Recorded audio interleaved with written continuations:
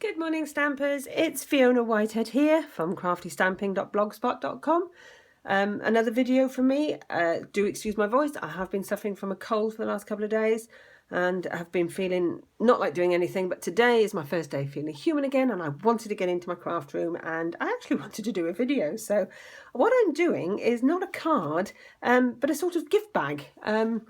This is something that my daughter sent me. She saw on the internet, but it wasn't a Stampin' Up thing. But I thought, well, you know, it could be.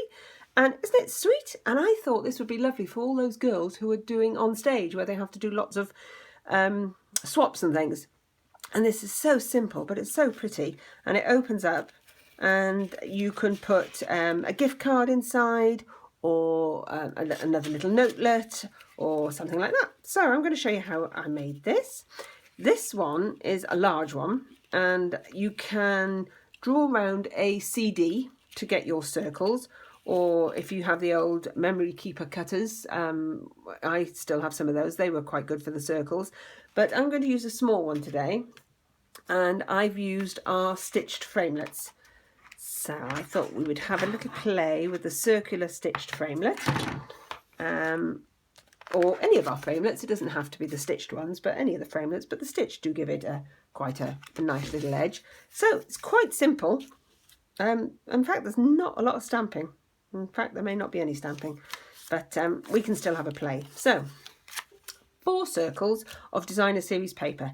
Any designer series paper you like, but I've used our Settles designer series paper stack. I love these papers. You know, they're just so versatile with all the different patterns and the pretty colours, and of course they match everything. So I use those an awful lot. So you get your four circles and literally just fold them in half, 2 one way and 2 the other way. So you've got the matching sides. And basically all we're doing then is we're going to glue them wrong side up like this. Just make sure where we go first, because they are going to all fold in like this. So you can see which way you've got to do them, so that we get them all the right way, if you see what I mean. So we have 1, 2, 1, 2. Okay, so literally just a little bit of fuse, snail, and just glue them up to the top. The snail is better at the moment because you want to just make sure that all your edges are going to fold. So don't use fast fuse, because I think once it's down, that's it, you're stuck with it. So that's not the one we want. We want this one, so that we've got the alternating colours, if you see there. So we'll just pop another little bit on here. Once you know you've got it all in the correct place, you can always go back and put a little bit more glue on if needs be. You can see it's starting to come together already, and the last one will go in there.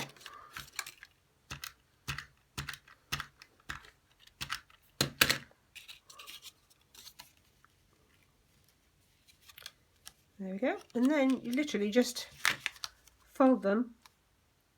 Simple, isn't that wonderful? Now I've got a lovely piece of, I think my snail is on its way out. Oh no, there is a little bit left. I've got some on order, but there we go. There, that's better. I've got some of our gorgeous stitched satin ribbon. This is also in the Blushing Bride.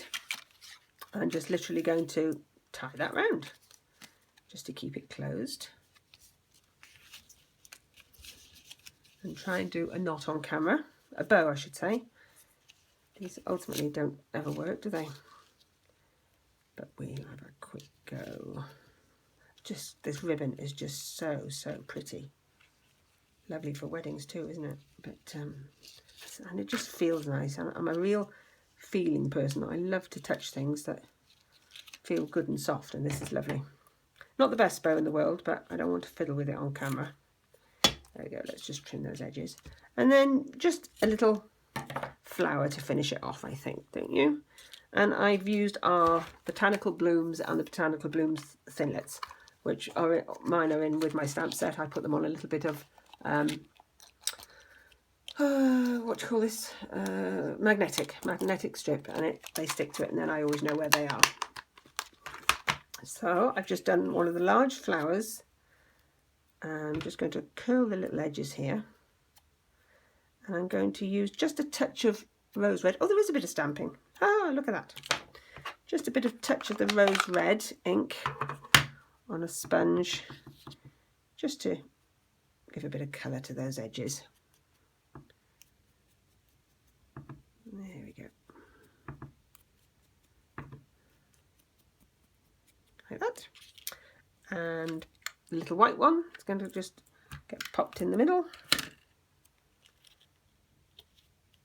And I'm going to use a pearl on top, or you could use one of our coloured enamel dots, a pinky one. Actually, I think I might want to use the pinky enamel dot,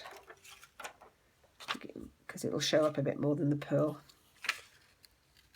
So I'm going to put that on there. Slightly better than the pearl, I think. And I've got two of the little leaves cut out, also from the botanicals.